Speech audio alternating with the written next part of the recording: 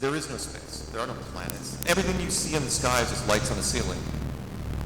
Turning your worldview inside out. Welcome to Mad That. Hello and welcome to Mad That, brought to you by Have Word Studios. I'm Harry Robinson. I'm Carl Riegler. And if you like what we're doing here, make sure to like, subscribe. Do all that. Like, subscribe, comment. This is Series 1. In Series 2, if you've got an idea of a guest who you know, please drop it below. We will listen. We will reach out to them. So, yeah. And we can get in touch with anyone, as we've Anybody. famously proven. I mean, he's proved, and you see the guests in this season, the people he's got. Next, what are we getting next? We're going to go for the Queen. The Queen, the Pope. The Pope, yeah. King Henry VIII. King Henry VIII. He's coming on season 3. That's the first 3 episodes. So what you want to see after that, comment below. And go and check our socials out. Go and check Have a Word socials out. And yeah, if you like what we're doing, tell us. We're narcissists. We like to know. We're going to jump into the intro, which is going to be recorded immediately after we finish talking to today's guest. Yes. So just enjoy that. Understand that that's the context for it. And just dive right into it. Hope you enjoy. Nice one. Okay, He's so a fucking lizard, isn't he? He's a bad lizard. So we've just finished with Mark Sargent.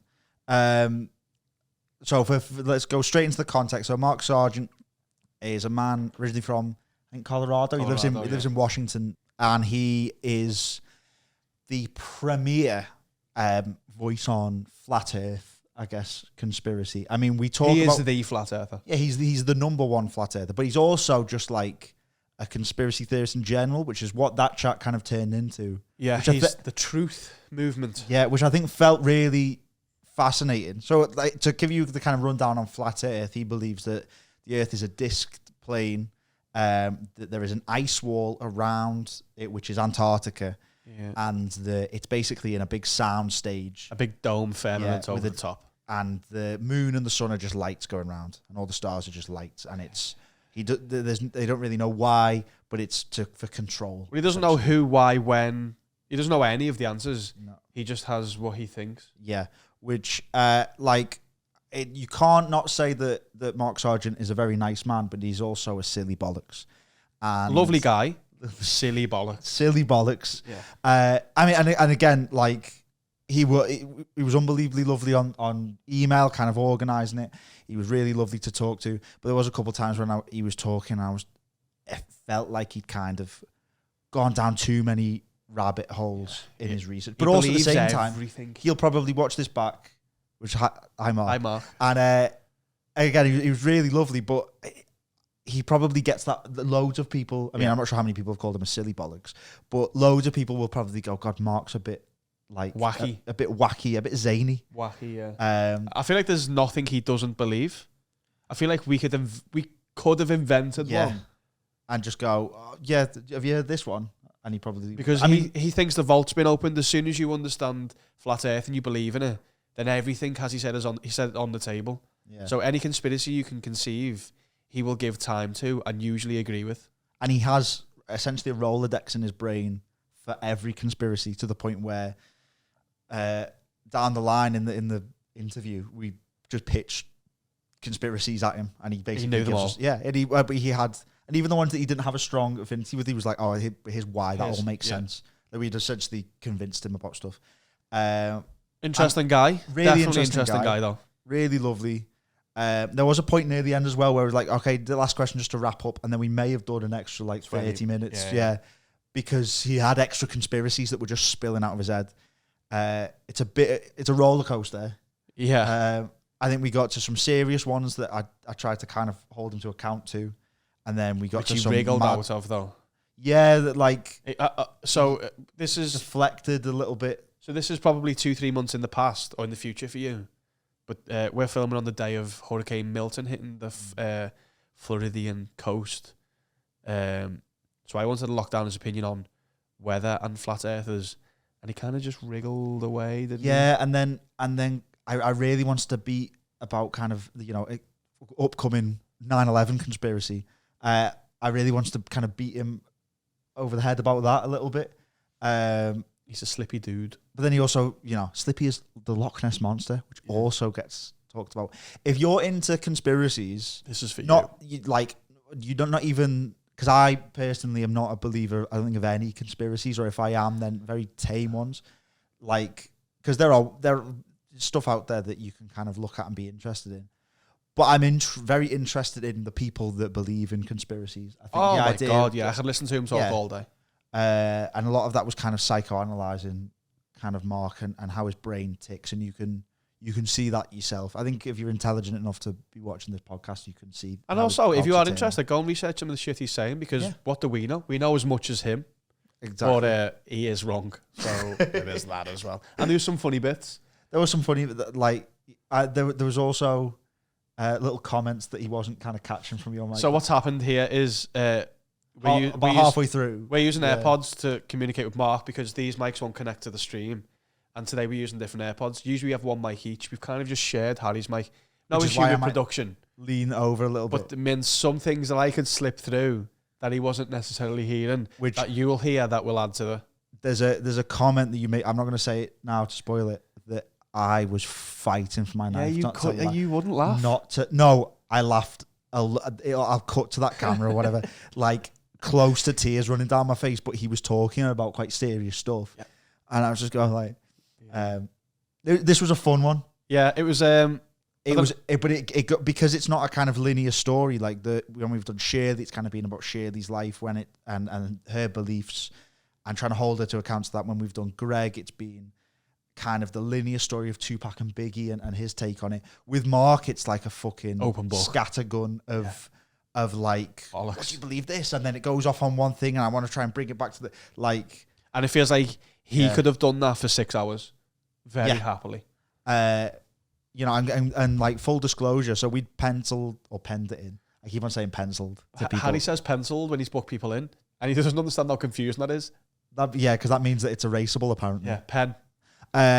We penned it in ages ago, and then I hadn't double checked with Mark the day before. And then when we sat down in the Zoom, he was like, how long until we were doing the call? We were waiting. And we'd been in the call for 15 minutes. And he jumped on, He got out of bed because it's early doors. Yeah, the as time soon zones. as set up, and then like this was the first thing he did today was talk for about an hour and 20 minutes on Silly bollocks. Silly bollocks. So I hope you enjoy the silly bollocks. Is that a real background or is that green screen? Yeah, No, it's real. We We've can got- touch it. Got a carpet sign. Awesome. Well, awesome. you're one of our first guests as well. We Yeah. have. I can't remember if I said it on the email, but it was I think like- you did a while back. That's awesome. Yeah, I Thank think you you. were the first confirmed guest yeah. as well, you were because the first one we reached out to. I've seen, obviously, Oh, I've seen cool. Behind the Curve, and I've seen a lot of your stuff, so I know who you are. I mean, did you knew who Mark was? Yeah. previously? So I was excited to speak to you because I've seen a lot of your stuff. So I was excited when you were booked in. So thank you for coming on. Yeah, thanks for your Cool. time. Oh, happy to do it, guys. We'll just jump straight into it then, so we're not wasting too much time. Oh no, whatever. One question we like to ask. Obviously, we've got you on because of your kind of your importance in the flat Earth community and how that's kind of pushed you to kind of heights in relevancy and stuff like that. Oh yeah, rock star status. In your words, though, who is Mark Sargent? Who is Mark Sargent? Who is Yeah. Mark Sargent? Wow, I don't usually talk about myself in the third person, but I'm going to give it a shot. The Mark is a flat Earth advocate. He is a recruiter for Flat Earth University, and he is a very active member of the truth community. How about that? Because it's not just flat Earth I'm into. I mean, most of the people, if you're into the whole concept of flat Earth, then you're into a whole bunch of other stuff as well. Yeah. Because you believe that not only if flat Earth is possible, then everything's back on the table.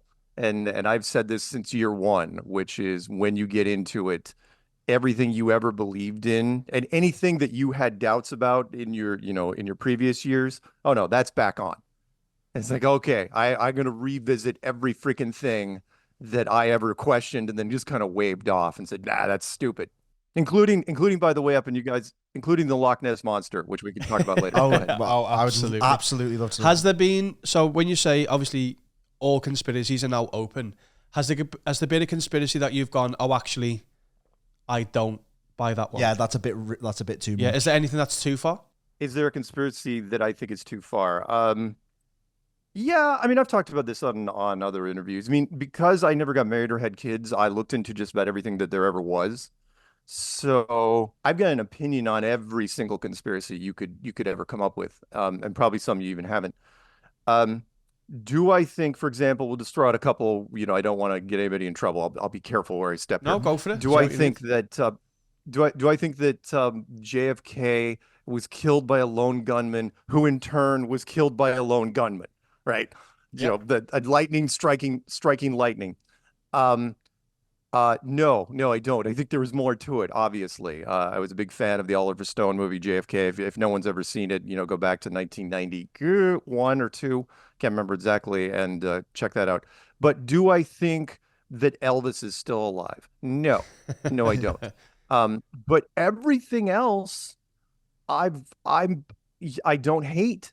I mean, there's some theories that like when the no trees on flat Earth thing came out some years ago, where that all mountains are all plateaus are just shaved off trees from previous civilizations with giant things. It's like, yeah, it's okay. It's not one of my favorites. Do it, but flat Earth also changed some things. Do I believe in aliens, or do I believe there's things flying around? Yes, I do. I've seen them with my own night vision binoculars. But do I think they're from Saturn and Venus and Mars? No, I don't. Um, Where do you think they're from? what? Well, because I don't believe in planets, as we know them. If Venus and Mars and Jupiter is lights on a ceiling, then whatever's flying around there aren't from there.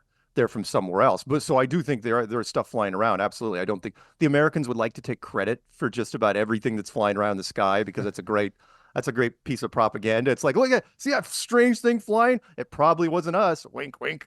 It's like, yeah, whatever. It's like you can talk about that all day long, but my favorite UFO sighting of all time was you can look outside. It's got its own wiki entry. It's the 1561 Nuremberg event. And it's just amazing. Classic. They drew the whole thing, these two giant space aircraft carriers, which did battle over a major city in Germany. There was no photography back then, so they just drew the whole thing. And they had no concept of science fiction, so they thought it was a religious event. It was awesome. Isn't that similar to the War of the Worlds? Because they only had Yeah, radio. yeah, it was really like a War of the Worlds thing. Yeah. Yeah, it blew me away, not just because, again, look it up if you've never gotten the chance. 1561 Nuremberg event. It blew me away because not because these groups were fighting, right? There were two groups fighting over Germany, and then a third faction showed up. A giant single black angular craft shows up right between them. Those two scatter, and then that thing hangs out for a little while and then flies off. It's like, who the hell were those guys? Right? Were they the cops? Were they the UN? And moreover, it took an hour for that third faction to show up, right? So it's like, what sort of response time is that? I mean, I could point a gun out this window right here, fire off a few rounds. There's going to be cops here in less than 10 minutes, right? Yeah. An hour, a major military style battle over a city, and it took them an hour to show up, just blows my mind. Absolutely forget. I have a question. So what you just said Yeah. there is very science fiction. Is science fiction ruined for you? Can you enjoy films and TV?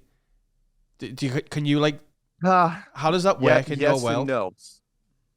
Okay, well, one, I was because I'm older, young, way older than you kids. Because I'm older, you young whippersnappers. Remember the war? I grew up loving all the old science fiction, everything, from Star Trek to Star Wars to Stargate, weird that Ellen Star and the thing, to Battlestar Galactica, all that stuff. Loved it. Absolutely freaking loved it. Some of my favorite franchises.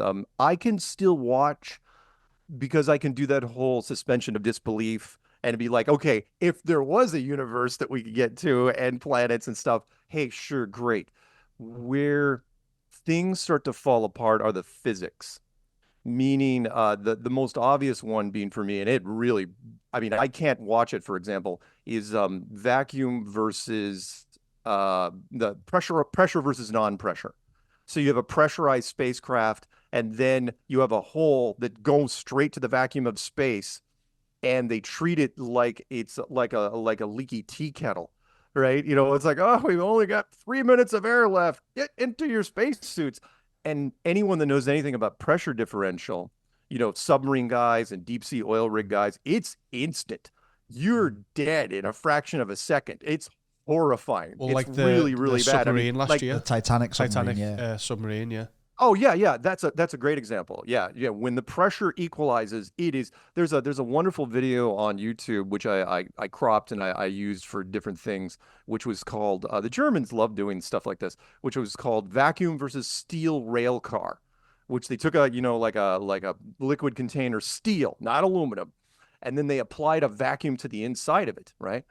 And it destroys, it crumples so quickly, it looks like it was crushed by Godzilla, right? It's just amazingly fast. So what that means is like the end of Aliens, Sigourney Weaver, the second one, the James Cameron version, where she's crawling out of a hatch that's exposed. This hatch has got to be 8 feet wide, 8 foot square, exposed to the vacuum of space, right? And the wind that's rushing by her is less than 100 miles an hour, right?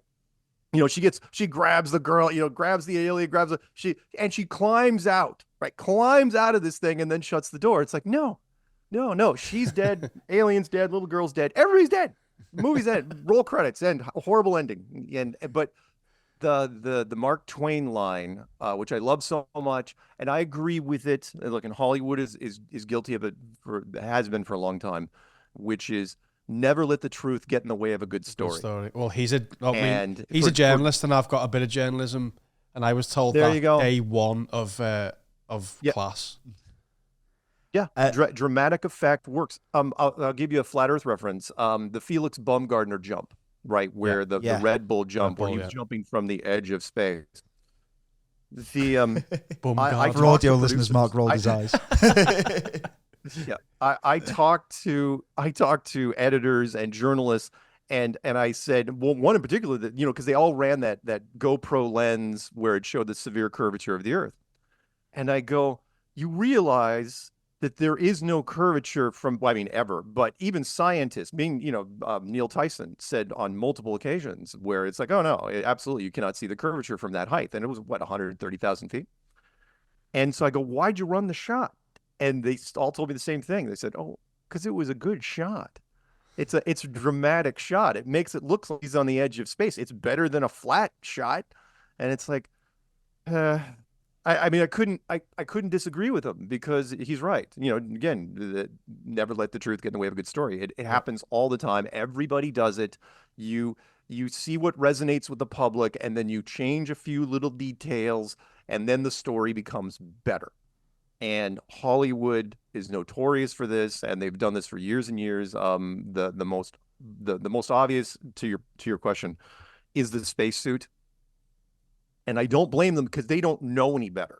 Which is, well, the soft spacesuit worked for the for the Americans on the moon, therefore the public will buy whatever spacesuit we give them in any Hollywood show, and it's true, even though. I put this challenge out there for years, freaking years, and no science, no troll. And I absolutely know, because again, I've been doing this for 9 years, which is, tell me how a soft spacesuit works in a vacuum. Tell me how it works, right? Tell me how it doesn't, because again, all you have to do is, again, remember, it's pressure inside the suit, vacuum outside. So the equivalent is, all you have to do is pump air into that suit and watch what happens. It goes stiff, it goes rigid. You can't bend your arms and your legs. Thing turns into a parade float and then eventually explodes, right? And somebody on the American team came up with the idea back in the 60s, and it was brilliant, which was, they said, they thought, wait a minute, nobody knows anything about physics. Let's just use a soft suit. Forget this plastic and metal stuff we've been trying to come up with. For the nerds, it's like, a soft suit isn't going to work in a vacuum. Oh no, just run the soft suit. It'll work. Everyone will buy it. And it did. It absolutely freaking worked, because why would you question? Again, over here, I don't know what it's like over there. We have in high schools, physics club, really small. Math club, really small, right? Band, really big. Football team, really, really big. And So when I would go to other countries and I would ask them, I go, okay, I know why the Americans say we went to the moon in the 1960s, right? I know why they, wave the flag, we're the greatest, whatever. Why do you people think that we went to the moon? And everybody tells me the same thing. It's like, well, because it was on television and it was on your news. Your news would never lie about something like that. It's like, you don't know us at all. I mean, the Americans, I love this country. God bless us. But we will, if there is a rumor or a lie that will make us look better, we don't hesitate. We absolutely will do it. And when people say, well, why they do it in the 1960s, I go, you don't understand. I know I'm older, but you don't realize, like, I mean, I was born in 68, but you don't realize what happened after World War II. The rest of the world, including you guys, was smoldering, right? Everybody was picking up ashes, from World War II, except America.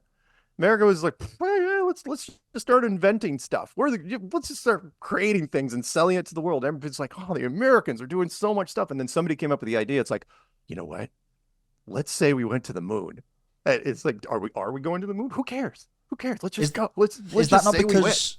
because because America wasn't, obviously with the exception of kind of Pearl Harbor, wasn't bombed and during Yeah, World we War weren't touched. II. Yeah, So we surely they'd with the have exception of the I guess flexibility and the resources because they don't have to rebuild places. They'd have that to go to the moon. World War II gave us a massive head start in the engineering world, right? I mean, Germans are the best engineers, but it didn't matter. Their country was on fire, right? And Russia was burning. You guys weren't in great shape. Nobody was in great shape. Japan, oh my God, not even talk about Japan. Everybody was in really, really rough shape. And so we started creating things, and then somebody came up with the idea. And I've commented on this in the past. It's like, look, the greatest empire in the world were the Romans, no doubt. I mean, you had to deal with those guys, right? They were everywhere, and for 1,000 years they just dominated, right? They were the greatest empire, but we were the best show that ever was. Because it didn't have to be real. We just created stuff. It's like, look the what? You still are the best show.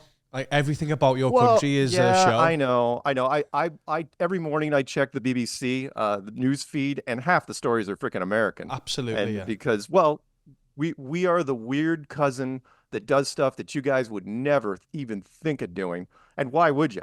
I mean, well, I've got a question based. So last night, I have a weird obsession with morbid news.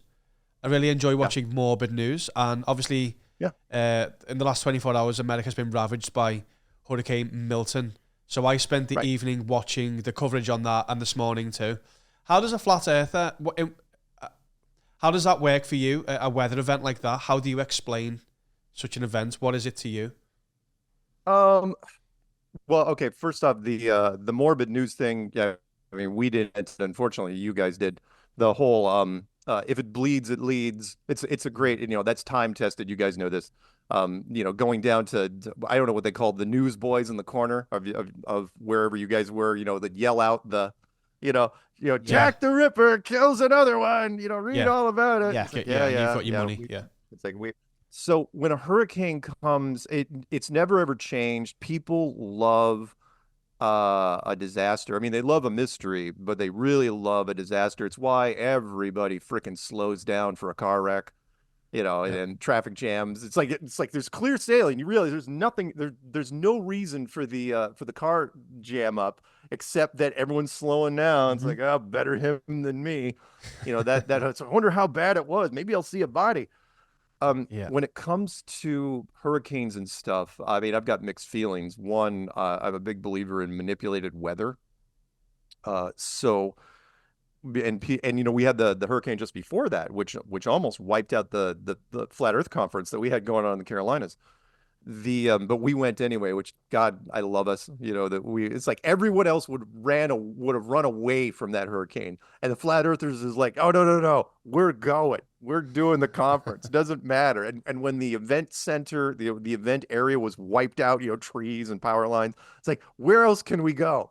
And so it's this big mob. It was this wonderful mob mentality that we had going.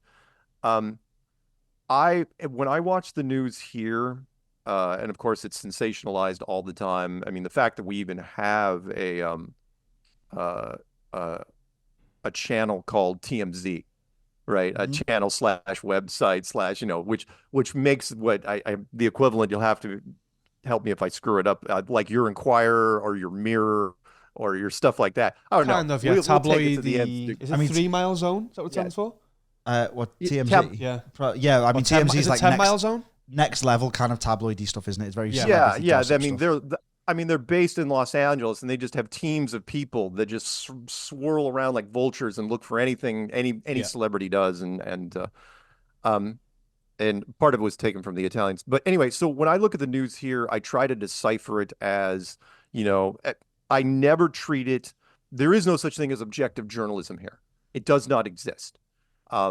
Everything is for a reason. Everything's a corporation, and a parent company, and everybody's got, and that's been going on for a long, long time here.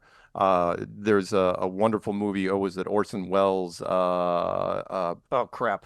What was the big movie he did Citizen with Kane. Okay. Yeah, Citizen Kane. Oh, thank you. Whew.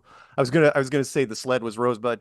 The Citizen Kane, which was based on a true story, which was it did not take long for the rich to figure out that if there is a media outlet that is talking bad about you, what is the easiest solution? Well, you just buy them. You buy out the media outlet, or you buy the editors or whoever. It's politics, no different than that. So we love distracting people with disasters here. Also, people say, oh, why would you do weather manipulation on your own people? I was like, well, you do get I'm not trying to be dark when I say this. You do get the best data if you can do it locally, right? It's like, yeah, we can do weather manipulation in another country, but why, but you can collect the best data because you have people on the ground here. You could just be, oh, hey, you could send people to that area. It's like, oh yeah, it's turned out okay. Yeah, that bridge is gone. Those buildings are gone. Yeah, Mark, is that what looks you good. think? Is that what you think Hurricane Milton was? Do you think It was the the government. US government yeah. trying to collect data at the expense of possibly tens of thousands of lives? Possible. Obviously Well, that yeah, didn't we'll happen. see what the number count is. It's weird because they sometimes they pump up the potential number count, but then I think they downplay what the actual count is. I've been suspicious of weather manipulation ever since Katrina. Let's put it that way. When you watch Katrina, if you go back and look at the radar footage from Katrina and watch how that thing moved, and where it was like, oh, just kind of weaving and then just a beeline straight for the city, and how it hit the city. I mean, it was a clinic, and the response to New Orleans, the fact that we didn't send, it was almost like they wanted to see what the city would do on its own, and it wasn't pretty, right? When the power was out, there were areas of the city, huge areas of the city, which journalists and even police wouldn't go. Because why it was just nonstop gunfire. The Yeah. gangs were just were going at it hard and heavy. But yes, I do believe in weather manipulation. I distrust. I mean, I'm stealing a line from David Weiss when I say this. David's just like, everything's a hoax. Every news story is absolutely fake. I don't think he's quite wrong in that everything. I look at every story and I squint. It's like, okay, what are you guys trying to do here? There seems to be ulterior motives with just about everything. Some are less nefarious than others. The stuff that we've been dealing with, and again, trying to be careful when I say here, for the last 3-4 years, that whole thing woke a lot of people up, the whole shot in the arm pandemic thing, where there were people that even in my family who weren't part of the truth community, who became part of the truth community because it was so, the narrative was so blatant and loud and in your face and all encompassing. So With anyway, with sorry, stuff I like the rambled. kind of vaccinations and stuff like that, that's they were issues that divided a lot of people and caused a lot of fallouts between families and stuff like that. Have you ever bought into a conspiracy or kind of shouted about a conspiracy that has actively driven people away, or that you've had family members or friends go like, this is a bit too much, or this is a bit offensive? the shot in the arm was a dividing point for a lot of people, as you can imagine. Yep. Luckily for me, the narrative was so easy to spot because you can only use so many words at the same time, right? And I'll rattle it off for you really fast. And you'll get this when I say it because all the words are trigger words, which was the man or woman collapsed and died suddenly and unexpectedly from a fill in the blank random activity, and everyone was baffled. That's it. I mean, and I heard, how many times did I have to hear that over the, X number of years, to where it's like, really? So suddenly and unexpectedly, we're just going to use that. I mean, to where they normalize that term. And I even criticized it when it first came out. It's like, well, that's kind of redundant because if it's sudden, it's also unexpected. So, okay, that's fine. You want to do that. There were that divided a lot of people in the States, a lot of people, to where Same.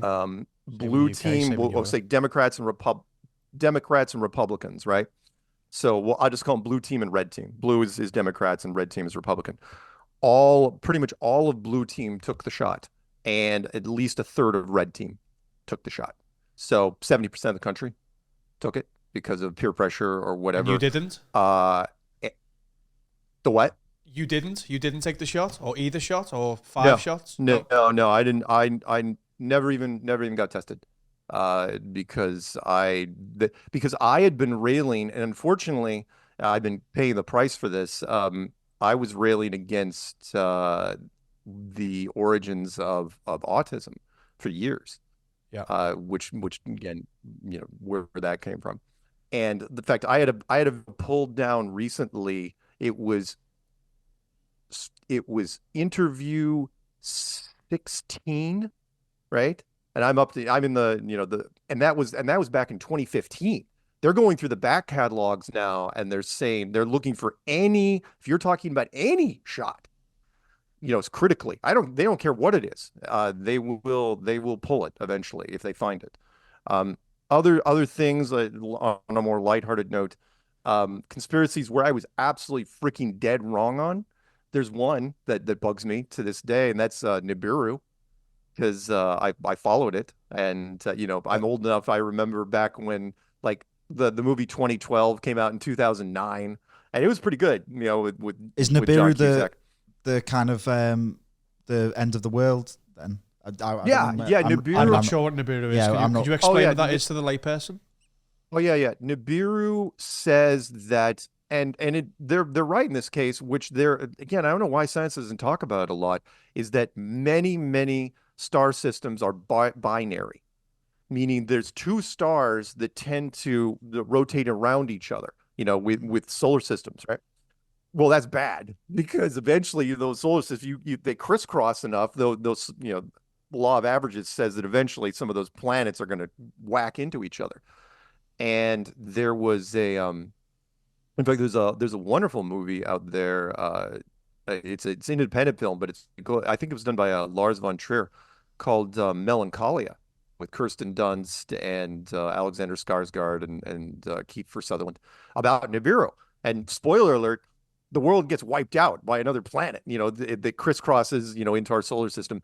And so basically what happened was there were people saying, oh yeah, there's our binary system is coming at us, and the star itself is very dim, so you can't see the star, and the planets are almost invisible, and it's going to hit us in 2012.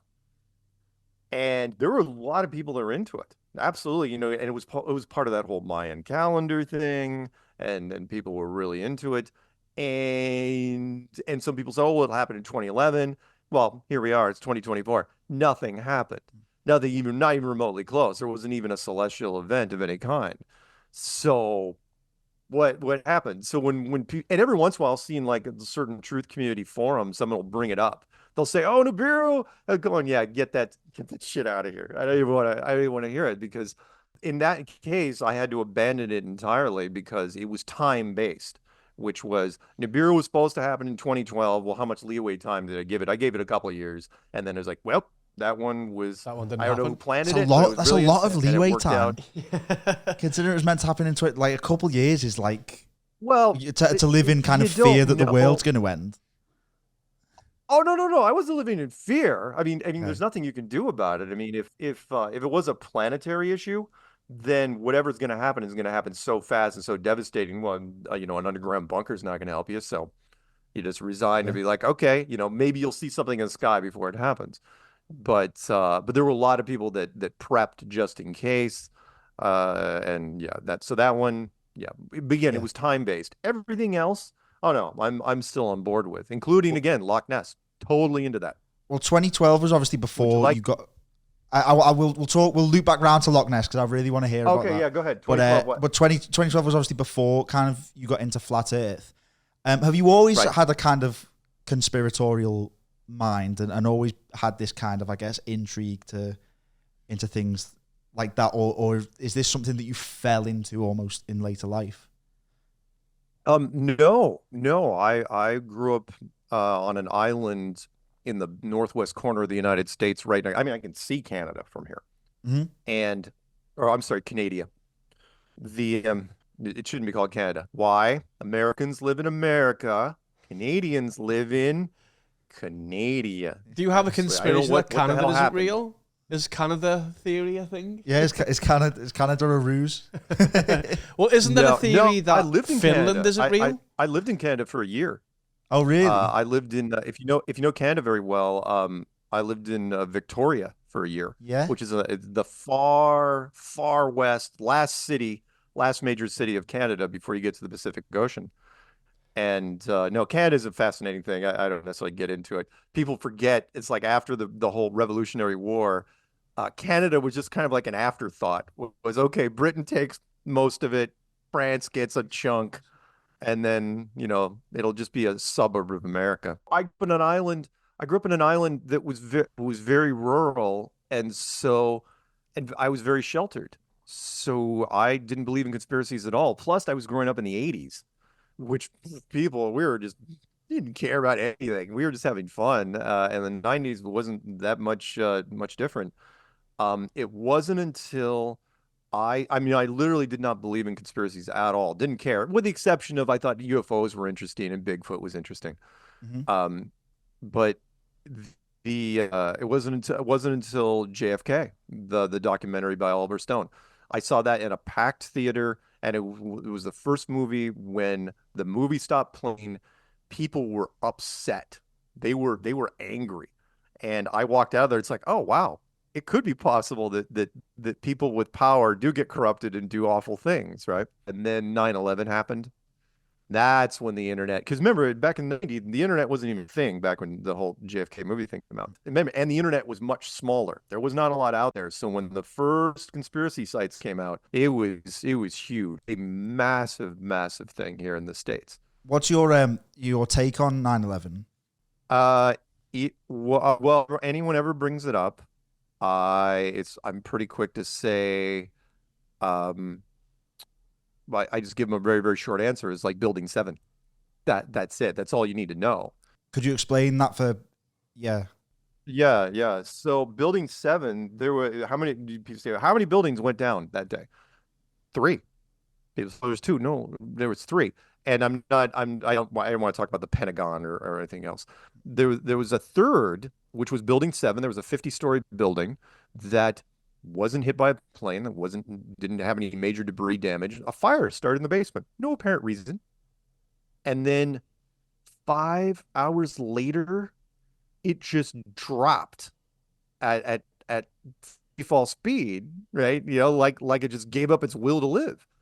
And in fact, it looked. Hey, look, I'm a big explosives guy. In America, I'm a big pyrotechnics guy. I'm big into You used to explosives. make I know a your lot homemade about. fireworks, didn't you? Yeah. And Yeah. so I was into everything that went boom and controlled demolitions. Yeah, I'm all into that. So I knew what controlled demolition looked like. And I also knew how long it took to set up. You can't drop a building in a day. It takes weeks to set that thing up. You have to drill holes and you have to plant, you have to plant the charges and all the supporting beams going all the way freaking up, and you have to time it. For a building like that, you have to have a whole big dashboard. Everything has to go at a certain way. And when that thing dropped, it's like, Oh boy, that's not good. I mean, the one things you could pass off, it's like, oh, planes, yeah, but that thing wasn't hit by anything, and the island Manhattan had already been evacuated by then, so they just dropped it for the hell of it. It's like, well, no one's going to notice anyway. We'll just throw it in there, and just tack it on. And it's like, oh man, that's not good. Nobody talks about it. Most Americans don't even know what happened. What would be the They don't talk purpose of about it, dropping but it for the hell of it, though? Why? Yeah, well, there were Surely, if you're trying to reasons. hide One an was inside the- job, you would not do that. Surely that is such a red herring. If you've jumped on it, surely Well, why? unless you're right. Why be excessive when everything else was working great? Why take the risk? Well, one, they thought they could hide, and for the most part, they did. It worked, right? I mean, again, most people don't even know. The general population doesn't even know that Building 7 even happened. Why they did it was, if I'm not mistaken, I think it was a CIA data repository.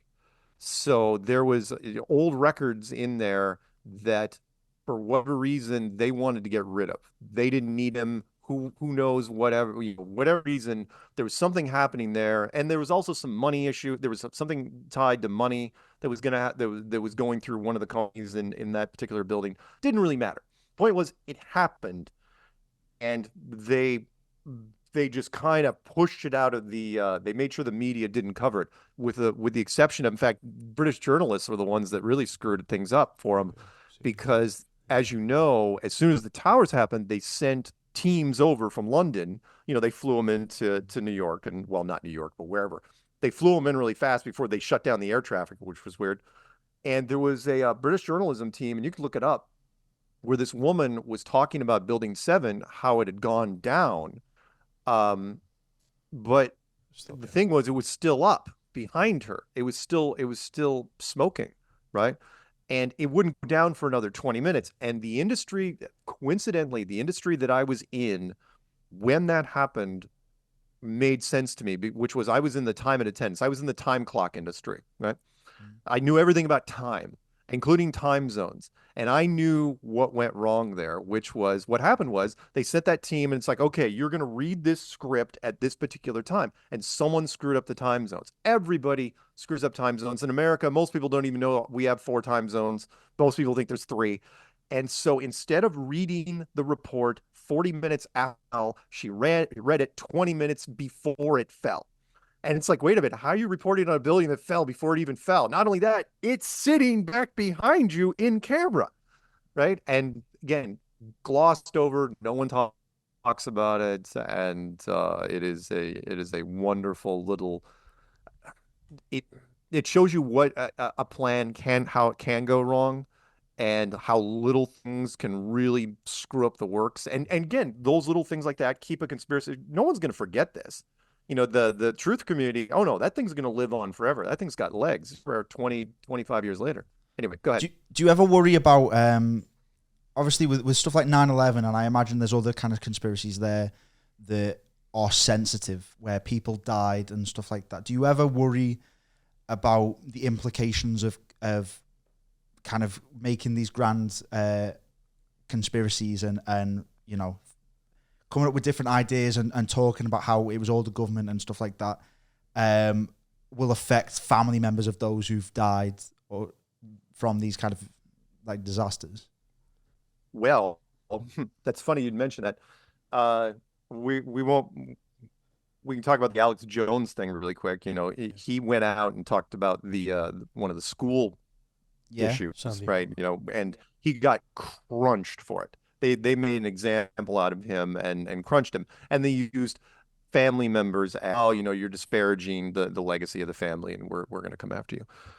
I'm not worried too much about that, because there are so many conspiracies under my belt that, and I'm also, I'm a little different than most people. Most people see it, they try to paint it as a nefarious thing, and the government always does bad things, and they're awful. It's like, no, I understand why they do it, because they do it for what they consider to be the greater good. And so in that case, if you guys ever play chess, look, pawns are sacrificed. That's just what happens. And in the military, troops are sacrificed. Happens all the time. You don't tell them they're going to be sacrificed. It's like, oh yeah, by the way, your battalion's going to go into this area here. Survival rate's not going to be good. They don't tell you that, obviously. So they're doing it for the greater good. So when people, I'm a little sensitive, but at the same time, I know the truth when I hear it. I had never been in a position where I got to actually sit in front of actual family members of whoever, was involved, but I wouldn't even blink because I treat them, what I treat them the same as? I treat them the same as astronauts. There was one of our guys, I got a chance to do some years ago, Piers Morgan, I can't remember what show it was, but they blindsided me and they brought on one of our astronauts and they had the astronaut sitting next to him, right, on stage. And I was coming in like this over video, and Piers was trying to mix it up, and he said, are you calling Terry a liar? His name was Terry Virts, the astronaut. And I was trying to be as diplomatic as possible. And I go, no, I'm not calling Terry a liar. He's a soldier. He's a colonel in the United States military. He's a full bird colonel. I go, you don't get to be that high without knowing how to keep your mouth shut and follow orders. And plus, he's under a different set of rules than us. When we get in trouble, we go to court or whatever you guys call it over there. And you might get into some trouble, but over here, I don't know if it's the same thing if it's called there. It's called treason. And if you go against the military's thing, it's straight up. You don't go to normal court. You go to treason. They throw you in lock you in a room and throw away the room, potentially. So, is he lying? Yes, but he's doing it because he's following orders. When it comes to the 9/11 thing, do I think people died? Yes, I do. Of course I do. You can't do an operation that big without people dying, especially like first responders, like police and firefighters. I feel for them. I really do. Other ones though, some of the smaller things we've done, I don't know if anybody died.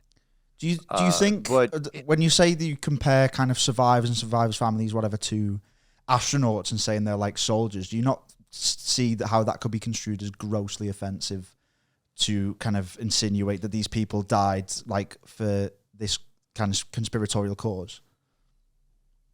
Let me modify my statement because I don't want to get myself in trouble here. If the event is on a scope where there's absolutely no doubt, even by accident, there's going to be some people that died, then yes, I feel for them. I do. Again, especially with the first responders in like 9/11. I feel for those guys. I absolutely know that people died in 9/11. On a small event, I want to, I'll be something you can look up. And I'm trying to be careful not to mention the event by name, but look up a guy named Robbie Parker. In fact, you can look up a video and all you have to do is look up Robbie Parker laughing. And one man shows you how one man can almost blow an operation, which was supposedly his daughter died 24 hours earlier. And then he does a press conference the very next day. CNN's got him on camera, and Robbie didn't realize the feed was live. He thought that when he got up to the podium, he could actually motion to somebody and then they would go live. But he was live as soon as he walked out the freaking door. Smiling, laughing, couldn't have been happier. That man should have been a freaking wreck. Absolutely a train wreck. And he gets up to the podium, then he gets into character. And it's like, it was straight up method acting. It was like, holy crap. And I have shown that clip, and you can look it up. Whatever reason, YouTube has a hard time trying to filter that one out. So as far as that being offensive, like if I walked up to the guys, like I just laugh and be like, dude, you almost ruined everything they were trying to do. Again, one guy, the weakest link in the chain there. I wouldn't feel bad even in the slightest. But if I ran into the daughter of a firefighter, from 2001, oh yeah, they absolutely have my sympathies, no question. That kind of help. If I can I'll put a pin in 9/11. But I want to kind of do something with it because we've not touched massively on kind of flat Earth for people who are maybe laymen. I'd love to do a thing where we run through some conspiracies with you, almost a bit like a speed round, and you give kind of quick reasonings as to your beliefs as to what happened in these kind of famous conspiracies. We'll start off with flat Earth, though, if you can. Kind of quickly, could you sum up, I guess, the flat Earth belief for people at home? Okay, flat Earth. Flat Earth says that you are not living on a tiny rock covered with a very, very small amount of water and air flying through an impossible universe with physics that don't even make sense. You are instead living in a building, a structure, a terrarium, a planetarium with walls and a floor and a ceiling. It was built by someone that was way older and more powerful than us, and it was built on purpose for you, for a reason. What that reason is, we're still trying to figure out, obviously. I could speculate on it, but that's what flat Earth is. There is no space. There are no planets. Everything you see in the sky is just lights on a ceiling, nothing more. Do you know what's outside that kind of soundstage? If I had to take a guess, I'd say it was an unlimited universe. And I base that on what we are in here. This world, for whatever reason, for us, for humans at least, is 99.9% conflict. Meaning it doesn't matter how beautiful, how powerful, how talented, how rich you are. There is always something to complain about. Nobody's happy, on any sort of consistent basis. Happiness and contentment are very small sections of an otherwise, I gave a line from The Matrix, Agent Smith. He goes, human beings seem to define the reality through misery and suffering. It's true. It's just these, we have these happy moments, but most of the time we're trying to lead up to those happy moments. Evan. So outside of this universe, outside of this world, I believe that it's 99% unlimited. And in fact, if you want me to speculate on the whole meaning of life, why we're even here, is I think that the universe runs off of novelty, which is what's new. And I think it doesn't matter how powerful you are or how long you live, you're gonna run out of ideas. I'll give you the quick version, which is the genie machine, which is you rub a lamp and the genie comes out and he's like, I'll give you 3 wishes, but you're smart. So you say, you know what? Unlimited wishes is one of my wishes. It's like, sweet. And so he just lets you run with it and you wish for everything you ever could possibly wish for, right? Including immortality, superpowers. You've dated everyone you ever wanted to date. You were a rock star. You were a tycoon. You were freaking Bill Gates, everything you wanted to do. How long before you run out of ideas, right? Eventually, you're going to run out. Like, your imagination has limits. This is why Einstein, I think, said that imagination is more important than knowledge. And eventually, you go to the genie. It's like, dude, I'm tapped. What do I got? And he's like, well, I got something for you. He goes, you're not going to like it, but will you agree to it? It's like, okay, what do you got? It's like, well, I'm going to send you to a place. It's like, yeah, it's limited lifespan, unlimited amounts of potential suffering. You get in trouble every single, million ways to die. And you might live there maybe 100 years if you're lucky. And but when you leave there and come back here, it'll be like it was freaking brand new. And you will have so many ideas, new ideas. You can have all sorts of fun, right? And it's like, he goes, you want to do it? It's like, I don't know. What's the catch? He goes, you want to do it? It's like, all right, fine. He goes, the catch is you're not even going to remember this conversation. And he snaps his fingers Thanos style. And here you are.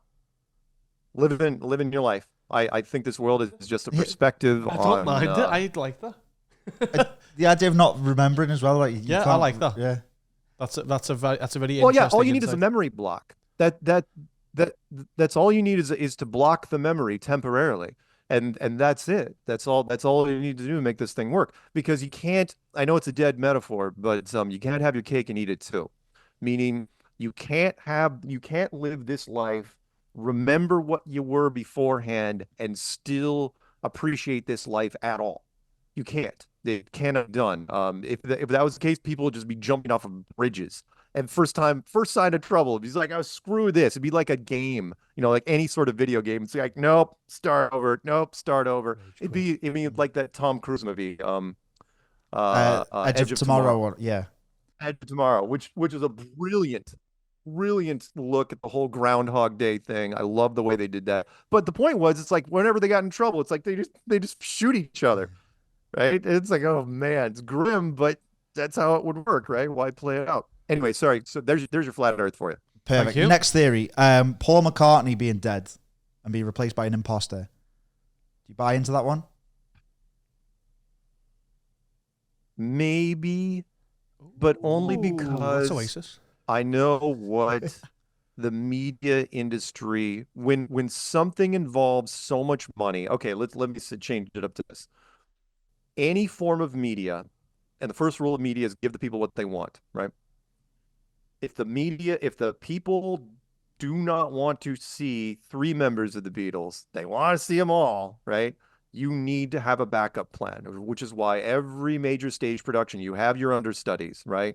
If somebody goes down on stage, the whole break a leg thing, if somebody goes down, you've got someone to replace them. With something like that, it would be tough to do. But then again, look over here, most of our major sports are rigged. They're all scripted now because once they reach a certain amount of money, FIFA. and all you can't. It's tougher to like script your football, right? But American football you can script all day long, and American basketball you can script all day long. Baseball, which is your bastardized version of cricket, tougher to do. Rounders. Tougher to do. Either, I mean, seriously, in cricket, how do you rig that one? You either hit the wicket or you don't, right? That whole thing. So could it be that they found a way during some sort of gap to replace him with somebody? Possibly, maybe. I mean, does it matter though? I mean, in the end, the Beatles kept going, and eventually they broke up, and eventually he had his solo career and kept doing what he was doing. It's not one of my top 10, but is it possible? Sure. Celebrities are just assets like anybody else. And come on, the Beatles were a massive media machine and considered one of the greatest bands of all time. So why wouldn't you? If you had the chance, is it possible that clones exist and you can do if the person's important enough? Sure, why not? All right, back to back. Bigfoot and Loch Ness monster. Bigfoot. Okay, I treat Bigfoot like something in video games fondly called treasure goblin, which is they're there and people see them, but for whatever reason, they are freaking impossible to catch. I think they are, because remember, they're not just here. In fact, there's an island I can almost see it from, in fact, if I drove up the island, I could see it from here. It's the highest concentration of sightings in the world, right up here. But they're everywhere, right? There's snow versions of them, there's mountain versions of them, there's forest versions of them. They're Pokemon. I think it's one of those design things that we have that for what I'll give you a quick example. We obviously, for anybody that's listening that think that it's impossible, look, there's something out there called cryptozoology, which is any scientist will tell you. It's like you ask them, it's like, have we found every species that there is? No, we haven't, obviously. We haven't found every species that there is. Okay, good. And that makes sense because like the billy ape, which is a 6-foot chimp, right? Chimpanzee, we didn't find that thing till what, 2004 or 5, right? It took a long time. And I also think so is there possible that there's a primate species out there that is really gun shy of humans for good reason, that keeps away from humans? Possibly. But then again, we haven't found any remains of them. And if the military found them, they're not going to tell you what, about them because, it'd be better if they did their research on their own. I also believe, sorry, really quick before we get to Loch Ness, I also believe in what I call lethal discoveries, which is every once in a while you run into a species. There's one in particular that I absolutely know is real, but good luck finding it. What I call the Goliath cobra, which is a cobra, which basically its head is about as big as a freaking horse, right?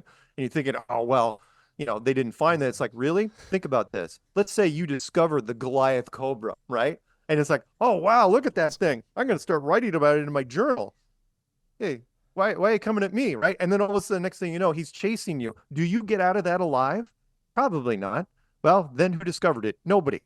Right? I think that happens over and over again. The giant anaconda was a myth. Oculus. The giant panda was a myth.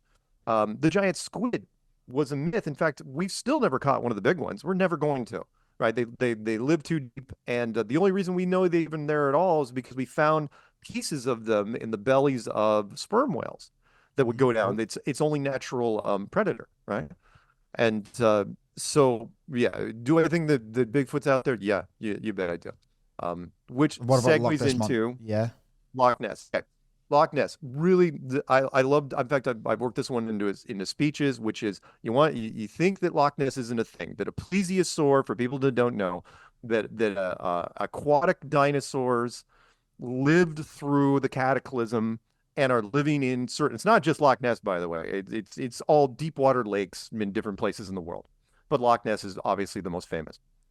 So I tell people, I go, look up something called the coelacanth fish. It's an ugly prehistoric fish, Coelacanth, coelacanth fish, where every scientist in the world said it was absolutely extinct. Here's the fossils of it. It's been extinct for 70 million years, and there's no way this thing is alive. Well, then the British Navy found one off of South Africa, caught it in a net, right? Scientists wouldn't believe it. Because at that point, we were sending everything back to London anyway, because you guys were the head of science. Wouldn't believe it. Then they found one off of Madagascar, then one off of Mozambique. And then it turns out they're all over Africa. They're just swimming off the coastline in Africa, right? How did they get that so incredibly wrong, where every single scientist in the world was dead, put it in a certificate you can frame, wrong about this fish, right? It's because they wouldn't see past, like, well, the fossil records and everybody says it's dead, it must be dead, right? Well, the one in Scotland was hoaxed, though, wasn't it? Like the very famous photo was like proven to be The Loch Ness fake Muppet. by the Loch Ness Muppet. Wouldn't matter to me, because it's not just Scotland where these things supposedly are. Then it comes to this. It's like, okay, because here's the reasoning, right? I will go to scientists and I'll say, okay, so Loch Ness, absolutely. So, well, why don't you believe in Loch Ness? It's like, well, because it's been extinct for 100 million years. Oh, you mean like that fish over there? That fish, which you were dead wrong on, absolutely dead wrong. So again, look it up in Wiki. They couldn't backpedal fast enough from this. It's like, why hasn't it evolved in 70 mil? Well, it's in an evolutionary state of stasis, and it's a living fossil. And it's like, oh, you guys are just running for cover here, right? So you're dead wrong about that, but you're pretty solid that there's no other prehistoric anything aquatic survived the cataclysm. You're pretty sure on that. So now, when people say that again, you guys want to say that Loch Ness is a host, wouldn't matter to me.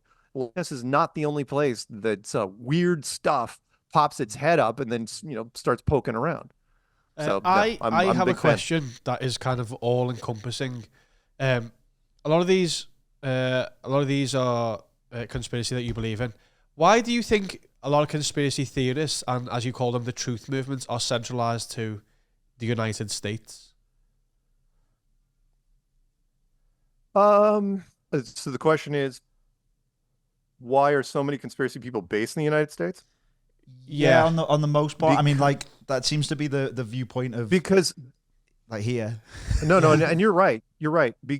Because the biggest conspiracies, all right. Because the Americans don't know how to show restraint in any area until it's too late, and then we pull it back. That applies to everything. So let's just run down like stuff that we used to do. It's not a conspiracy. It's stuff we used to do when we took things too far. We sold heroin in drugstores. We sold machine guns in hardware stores. Not kidding. And then we made products. Every time we made products, we always go for broke. It's like screw, it's like side effects. Who cares? Let's just keep going, right? So when it comes to conspiracies, I think the same thing applies, which was like I said early on, which is if there's a lie that we can get away with that'll help us, let's do it. And then we'll come up with damage control later. So JFK, what I'm getting is the biggest conspiracies out there are American based. So why wouldn't we go after him? I mean, JFK affected a lot of people, and so people went after it. The moon landing, the moon landing was criticized immediately after the program stopped in 1972. Immediately, the nerds, the early conspiracy nerds, are all over this, and they're like, "Oh man, there's something else going on there." Pearl Harbor, a great conspiracy. 9/11. And it just, and not to mention the cult leaders, on top of that, and things that happened to them. So other than, I mean, the next one down, if you had to go to like one of the biggest conspiracies outside of the United States, you know where you have to go to? The Titanic. It was on its That's way British, there. right? Yeah, it was on its way It was to on its way America. to Yeah. you. There was Just Americans didn't on make it. Yeah, but the Titanic, which, and again, I agreed with the Titanic conspiracy, which I didn't hear about until maybe 8 years ago, was look at the Titanic Olympic conspiracy, which was the Olympic, because it's a great story, which was the Olympic, which was the sister ship, right, gets hit by a British destroyer in a little fender bender collision. The British government won't pay for the damages.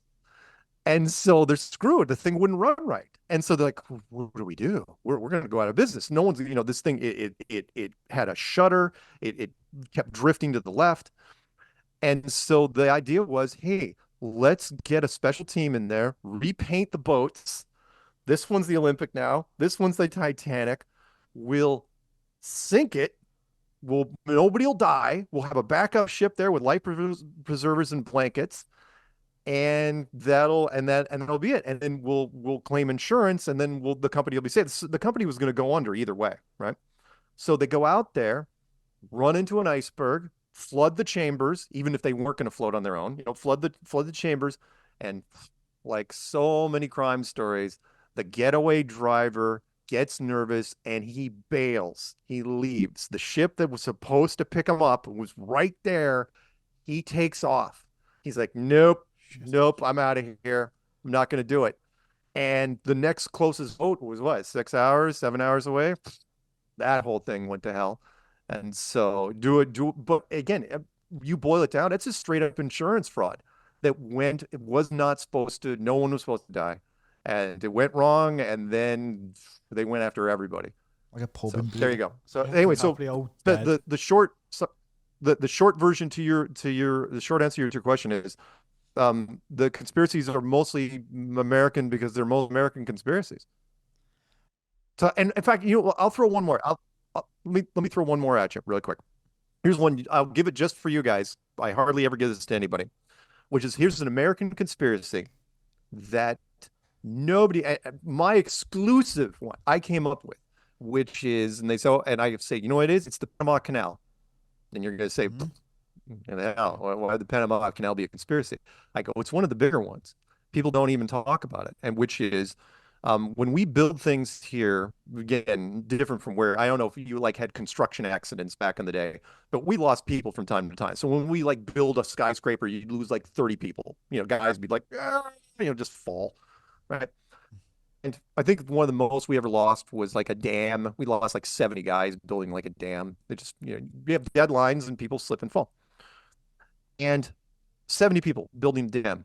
Panama Canal was basically just a big ditch, right? You're not climbing anything. It's just a big trench that you're filling in with concrete. You know how many people died making the Panama Canal? No. Americans? Better part of 6,000. 6,000 men died. Not military, civilians. Freaking died during the Panama Canal. And you say, wow, that's quite a bit. And then you say, well, they died of. And I say, well, they died of malaria and yellow fever. And then you'd be like, well, that happens. Mosquitoes bite people. It's like, yeah, but what if I told you, and you'd say, well, they didn't know they were going to lose that many people. It's like, yes, we did. We were fully prepared to kill that many men. Why? Because we didn't start the Panama Canal. You know who did? Billy Joel. The French. French back in the day, really good engineers. Go figure. And they were over there with early tractors and shovels and crap like that. They lost 23,000 men. They lost so many guys building the Panama Canal that there were protests. All these mothers, it's like, why doesn't my son come home? They were protesting the streets of France. They bailed, had to drop everything. It was partially finished, and then the Americans like, say, let's go in there, right? But and you say, where's the conspiracy? The conspiracy is that they didn't tell anybody what their chances were when they sent all those volunteers down to Panama. It was like 1 in 8 that you were going to die. Wow. That's a straight up conspiracy, which is the organizers and the engineers, they conspired to keep the death rate, the mortality rate down. In fact, they were fully prepared to lose up to 10,000 men. They invented mosquito repellent and netting, the whole thing, and did everything good. So yeah, conspiracies are everywhere all the time. And like that one, nobody talks about. I mean, that's more people than we lost in Pearl Harbor. It's more people than 9/11. It's more people than almost every major battle we've ever had. No one talks about it. Anyway, there you go. And that's a Mark Sargent Mark original. Sargent's exclusive. Yeah. Again, tell me again, trolls. Tell me how that's not a conspiracy. You knew they were going to die, and you sent them anyway, and you didn't tell them. It's like, oh, you and your friends are going. Yeah, 2 of you ain't gonna make it. That is not. I mean, 16. now, sorry. Let me pull back just for a second.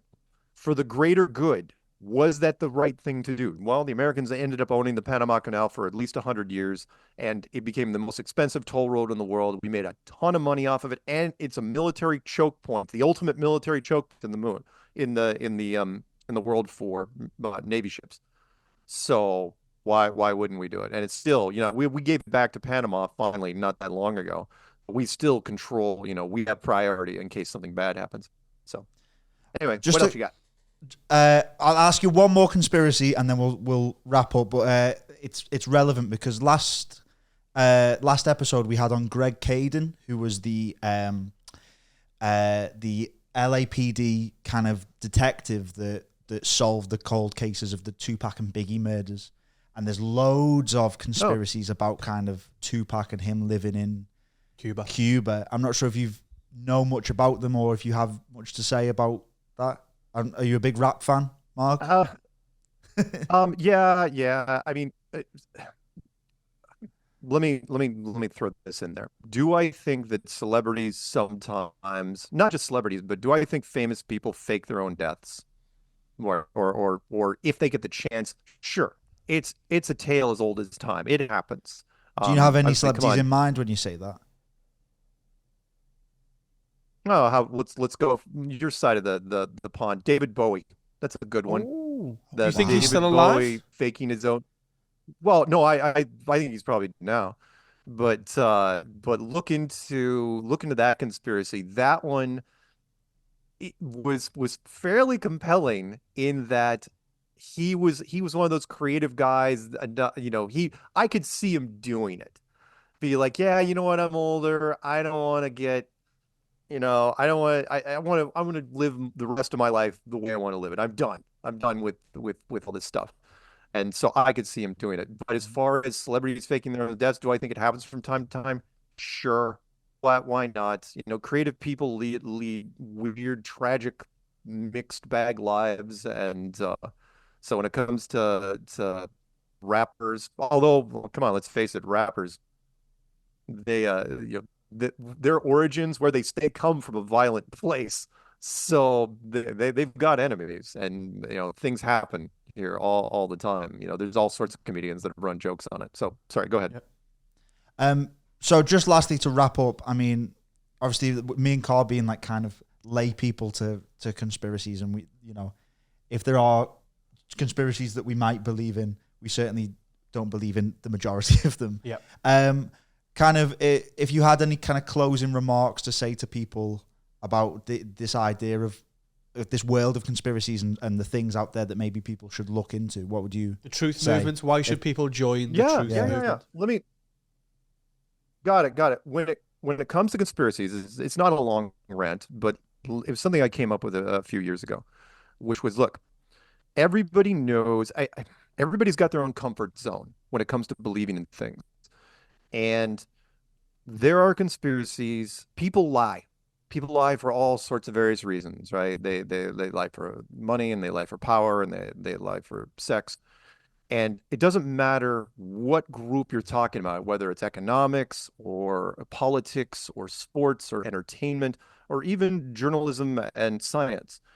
People will lie. And just the very definition of conspiracy is when a group of people lie for the same reason to, for their own gain or the gain of the greater good.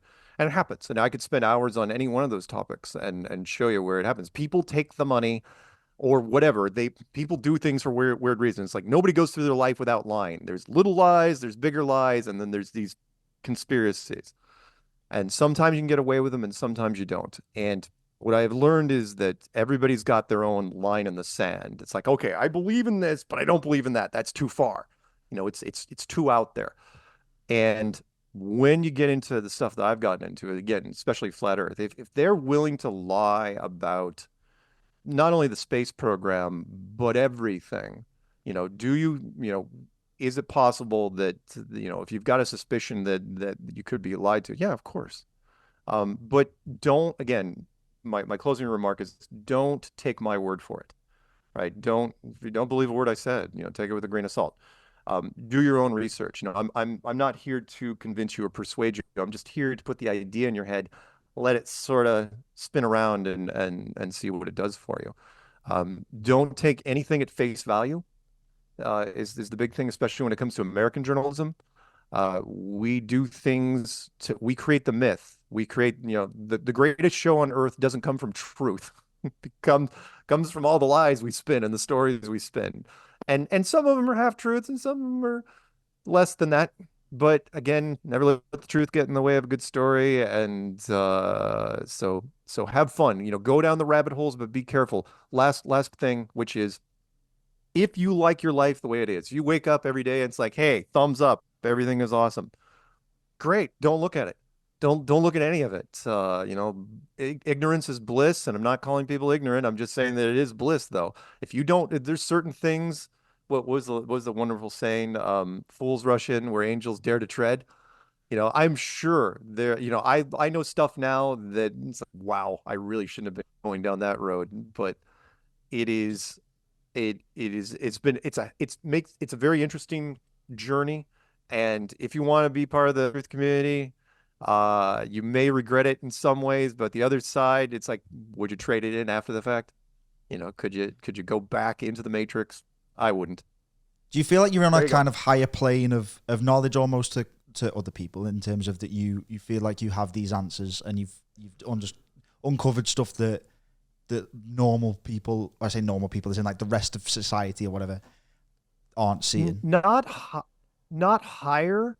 I'm not a big believer of spoilers. Going to the last page of the book or looking behind the curtain. Wizard of Oz style. It takes some of the magic. It's why I never became a full-blown, full-stack programmer, because I love gaming. And if you're if you're a big programmer and all of a sudden you'll start seeing, the Neo vision, you start seeing how the games work and you start seeing the patterns.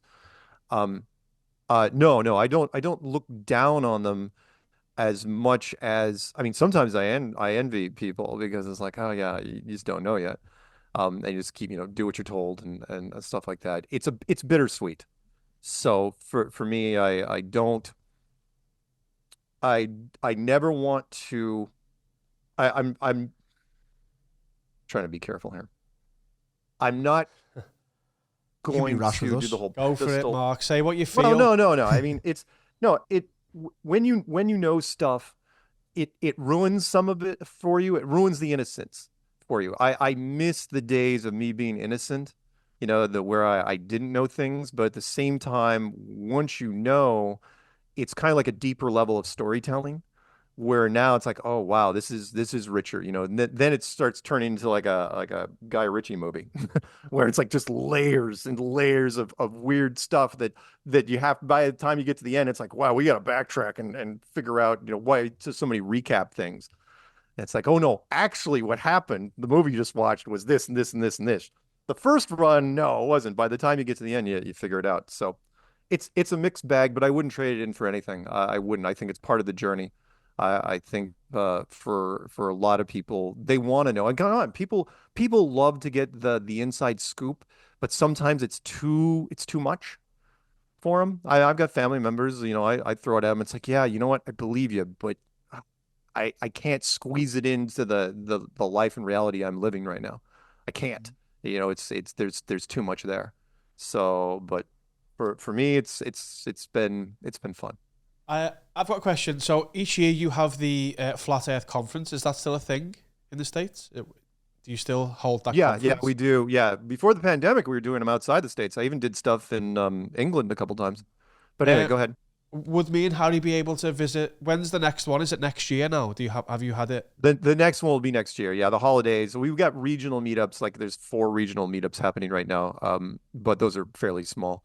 The next one will be next year, and I don't know because Karen B from her channel, she was doing them during the pandemic. Before that, the first ones were done by Robbie Davidson. The first one we did was in Carolina, and that was on Behind the Curve. And then we did Denver, Dallas for the big conferences. And then when the pandemic happened, then we were doing them all on the East Coast.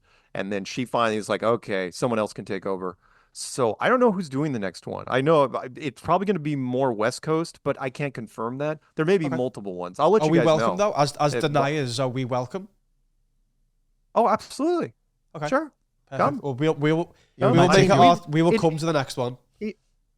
Yeah, do come.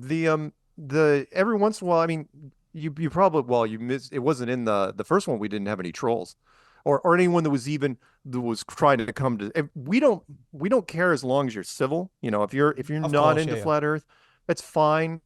I mean, Logan Paul, took a crack at us in Denver, and then Jimmy Kimmel's show took a crack at us in Dallas, and then just well, not this year, but last year, Tyler Oliveri, one of Mr. Beast's spinoffs, he came in and came to Vegas and tried the thing.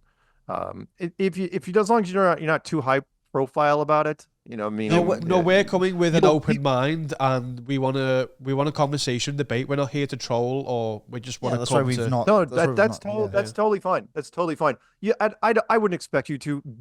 Really big channels will try because they're going for the big hits. It's like, oh, we're going to try to troll Flat Earth, but Flat Earth, our community is really good about they know who's who, because when you get into it, there's a certain lingo and verbiage for whatever reason can't be faked.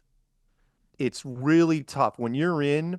I don't know how it is. It's I really can. surreal where again you talk to people and within the first 2 minutes, they can tell how you talk. There's a certain I don't know what it is, something behind the eyes. I can't quite explain it, but no troll. Sorry, just dead quickly. Does it wear you down, the kind of trolls and the people that the big celebrities as well that come and try and take a crack at Flat Earth? Does it No, wear down your no, kind of no, not yeah? no, it doesn't. It doesn't wear on us because, well, I'm a believer, and I've beat this drum for a while, which is the old media sayings have never changed, which is the incorrect version is all press is good press. That's not how it goes. The correct version is even bad press is free, right? It's called production value. In fact, P.T. Barnum had a better one, which was Famously, he nice goes, guy. it's not bad press is it's not bad press as long as they spell your name right. And it's true, especially in the social media world. It's like I would love to have and we've had just about every big channel you can think of go after us. In fact, Joe Rogan took a personal crack at me just recently in his comedy special. But again, you take it with a grain of salt. It's like, hey, you know what? There it is. He mentioned it during the comedy special. So great, it generates metrics. So in our world now, anytime it's mentioned. In fact, you type in, which is why I scan it. There was a rapper, Lord Jamar. He just came out on one of his things. You go if you type in Flat Earth into YouTube today, he comes up #1 because he was on with Godfrey, another comedian, and he was going on, reciting all the stuff. He's absolutely one of ours, and it helps. Everything helps. So no, I don't get worn down. Can't. And by the way, how could I? But there was one journalist, he gave me some grief. He was in New Zealand, and he's like, "What?" He goes, "I'm coming at you hard." He goes, why aren't you getting mad?" I'm going, "Because 5 years ago I was you." I go, "I was on the other side of the fence." David Weiss, you probably know of. He said he would go in regularly. Anyone that would even bring flat Earth up and chat, he would ban them for life. He'd be like, ban, blocked, gone. And now he's one of our biggest champions. So it's hypocritical. I yell at anybody. I can't get worn down. Why would I? I'm that guy. Nobody likes flat Earth to start. Nobody. Everybody hates it. And then one day, for whatever reason, can't tell you exactly how or when, they flip over, and then that's it. They're in our camp forever. Like you, Well, Mark. Maybe. Well, Mark, it's been absolutely brilliant to chat to you. Thank you for giving us your time. Because I appreciate it was a bit kind of last minute at the end as well. So Yeah, we appreciate it. Yeah, I absolutely appreciate it. And yeah, thank you so much. And we hope to make it to a flat Earth I would convention in the love to future. come and visit one of the bigger ones in the States and meet you in person. And yeah, keep an eye out, and I don't think anything's going to happen. I definitely know anything's going to happen in the next month because we have the elections coming up in 4 weeks. Keep an eye on that, guys. By the way, you want conspiracies? Oh, you wait. You wait. My prediction, by the way, just so you know, because it's less than 4 weeks from now, right? Not only is this the most important election ever, and you think, that's an exaggeration. It's like, no. Remember, we've only had 59 elections in this country, right? Mm-hmm. If it goes down the way I think it's going to go down, and blue team wins, oh my God! That Wednesday morning. I can't even imagine what's it's going to be. In my opinion, it's going to be the first officially contested election ever in our history. It's never come down to where whoever won, the other side didn't start going through the court system. It's never happened, but it will this time. Do you vote? Not to try and kind of ask you a personal question, but do you? God, do you vote? No. Nope. And sorry, you know what? Let's end with this. One, I can't vote, by the way, because of that whole firework thing. I'm not allowed. Oh, really? But even if domestic terrorism, I can't. Is it domestic terrorism? Is that what you were convicted with? No, it's different now. If you get hit with, unfortunately, fireworks are not a state thing; they're federal. So if you get hit with anything federal, you can't do anything. But even if I could vote, I wouldn't, and I'll tell you why really fast. I'll give you a great example. It's an American example, which is, let's say you're a billionaire, right?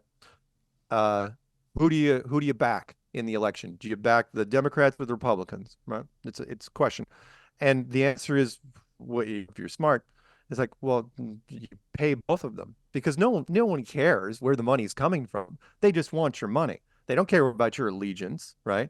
And if you give them $100,000, one thing. You give them $1 million, you might get some more influence. Hey, you give them $10 million, you know what? You might even be able to influence policy a little bit. Right? So, point is that I had to be a billionaire to do that. So if I'm not, what's my vote worth? Nothing. Nothing. Absolutely freaking nothing. It is an illusion of choice. That's all it is. It's an identifier, because it's like, oh, I'm Democrat or I'm Republican. You're just identifying as one of those groups. Your vote means absolutely nothing. That's why we have an electoral college over here. In case we get it wrong. Again, look at the Cyprus example. They don't have an electoral college. It's just popular vote in Cyprus. You saw what happened there, where they said, oh, hey, Cyprus is going to join the parliament, right? We're going to have 6 people, right? It's like, hey, top 6 vote getters get to be part of the European Parliament. So you know what happened? A freaking Cyprus YouTuber, a prank channel, said, hey, vote for me. I want to get into Parliament. You know what he came in? 3rd. He's in. Because they didn't have, there's no safeguards to keep him out. That's why you have the electoral college, in case the population gets it wrong, which means, like, okay, why you let them vote at all? To make them feel like they're doing something. Anyway, there you go. So no, I don't vote, never will. Well, Mark, it's been an absolute pleasure. Thank you so much for sitting and chatting with us.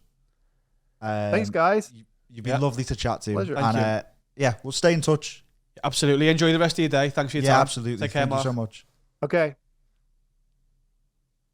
Thanks, guys. High five again. Oh shit. Okay, He's so a fucking lizard, isn't he? He's a bad lizard. so we've just finished with.